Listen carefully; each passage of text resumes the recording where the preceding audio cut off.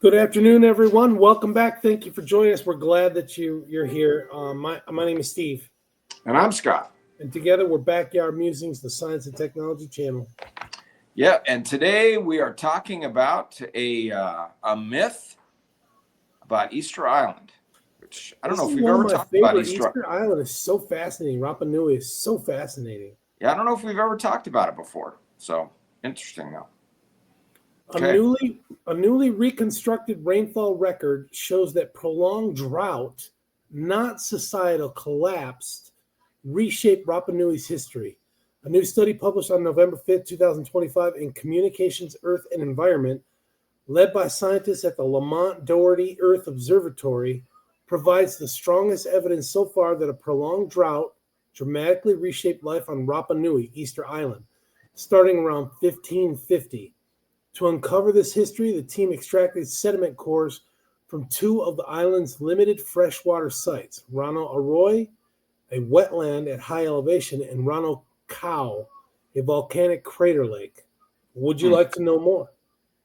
By examining hydrogen isotope ratios preserved in plant leaf waxes within these sediments, the researchers reconstructed an uninterrupted record of rainfall spanning roughly 800 years. Their analysis shows that precipitation dropped sharply and stayed low for more than a century.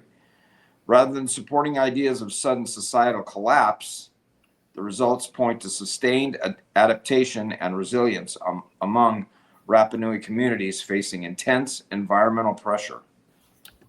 Sediments that build up in lakes and wetlands do so gradually, preserving a layered archive of past environmental conditions. Previous studies on Rapa Nui have relied on indicators such as elemental concentrations, pollen, plant remains, and sediment accumulation rates to infer past changes. While these indicators are extremely useful, they often reflect a combination of influences including temperature, rainfall, and human land use, which can complicate interpretation. Leaf waxes offer a more direct signal. Yeah, it's kind of cool. So when you travel from our high desert area to Las Vegas or Nevada, and you drive on the I-15 freeway where they've gone through some mountains and hills, and you can see, because all this area used to be underwater, you can see the sedimentary rock, the different layers. Some of them are thick, some of them are really thin. There's multiple layers of thin ones. It's kind of cool. Okay, on Rapa Nui, the authors believe they primarily record local rainfall and dryness. When they analyze the waxes preserved in the wetland sediments, the ratio of heavy to light hydrogen closely tracks the hydrogen composition of rainwater absorbed by plants. This relationship allowed them for the first time to estimate the severity of the drought that affected Rapa Nui during the 16th century. Using the leaf wax data, the authors estimate that annual rainfall fell by about 600 to 800 millimeters, which is 24 to 31 inches. Wow. Yeah. Excuse me. Bless you. Bless you. Bless you. Oh my gosh, bless you. Compared with the previous 3 centuries on Rapa Nui, the onset of this prolonged drying coincides with several major cultural transitions. These include a reduction in the construction of ceremonial ahu platforms, the rise of Rano Kao as a key ritual center, and the emergence of a new social system known as Tangata Manu, where leadership was determined through athletic competition rather than ancestral ties associated with the Moai statues. Pinpointing the exact timing of these shifts is challenging, and archaeologists continue to debate how Rapa Nui society evolved between the 16th and 18th centuries. Even so, it is clear that the social and spatial organization of the island during this period differed markedly from what existed in earlier centuries.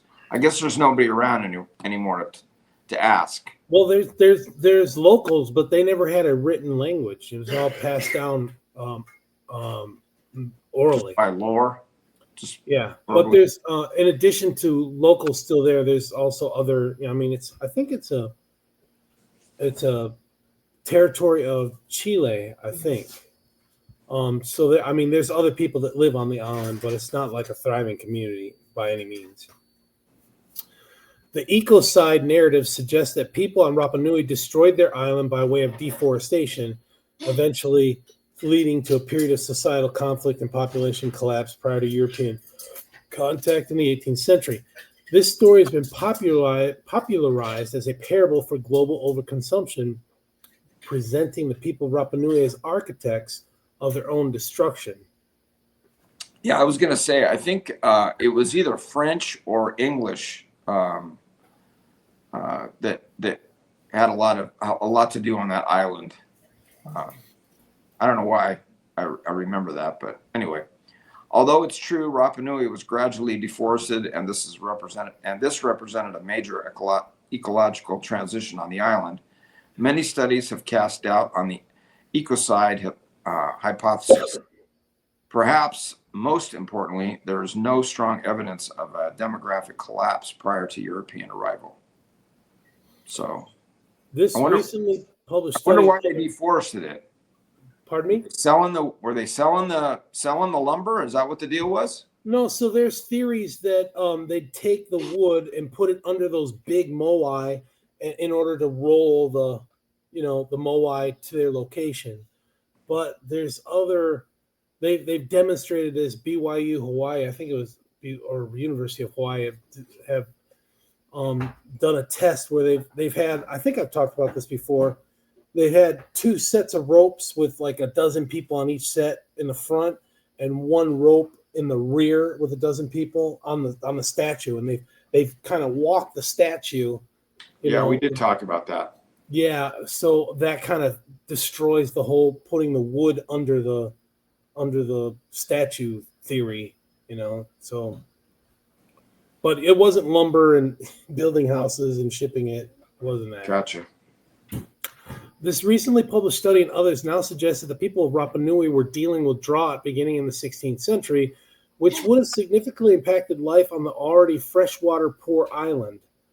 Importantly, our hypothesis is not simply that regional climate changed and that social and political hierarchies must have shifted in tandem, or that deforestation was unimportant, but rather that climate provides an important context for the human history of Rapa Nui. The exact mechanism by which a decrease in rainfall could have led to challenging circumstances is still unclear.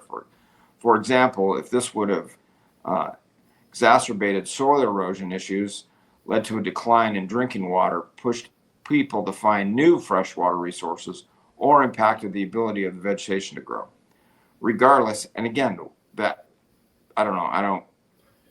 anyway, the water issue, I mean, this is an island.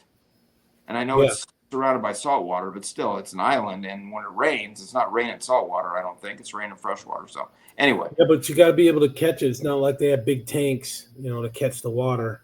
Yeah, kind of like us here in California. Haven't figured that out yet. Regardless of our study makes clear the history of Rapa Nui is much more nuanced than the ecocide narrative implies. And when we're saying ecocide, ECOCID is like genocide, but ecological. Yeah, vegetation or animals or whatever. The biggest lesson learned would be that people are resilient, but in the face of the effects of the current ice age, the authors think, and I changed that, they say climate change, and I think it's ridiculous. The authors think it is most important to listen to the voices of people who are from Rapa Nui and other Pacific islands who are already dealing with the effects. Their perspectives and insights will be much more relevant to addressing problems of today relative to any that we could glean from the study. Our research is not intended to produce our new parable for the modern times, but rather push against the old one. We have a much larger leaf wax, the authors do, isotope record from Rano Aroi that covers the last approximately 50,000 years of sediment deposition. And we're hoping to use this record to better understand how atmospheric circulation in the Southeast Pacific responds to climate, forcing on much longer timescales. Rapa Nui is located in the heart of the remote Southeast Pacific, over 3,000 kilometers off the coast of Chile and over 1,500 kilometers from the next inhabited island. It is the only source of terrestrial sediment in the area and therefore offers incredibly unique insight into how regional atmospheric dynamics have changed in the past. Controls on atmospheric circulation over the Southeast Pacific are poorly understood and not very well representative in model simulations. So our record could ultimately prove very helpful in understanding regional climate. Yeah, and again, if you haven't figured it out yet, we're not real big climate change guys here, right? I mean, we know the climate changes. I'm a 4-season kind of guy, right? Right now, we're kind of going through a drought in a La Nina period of the Southwest, but we're supposed to get slammed starting like the end of this week into next week. We're going to get slammed with water. Mountains are going to get dumped on with snow. So it happens, but I'd rather take it a little bit at a time than a lot. So anyway, that's my take. Just my 2 cents on climate change. All right, folks. Thanks for joining us. Take care, everyone. Thanks for listening.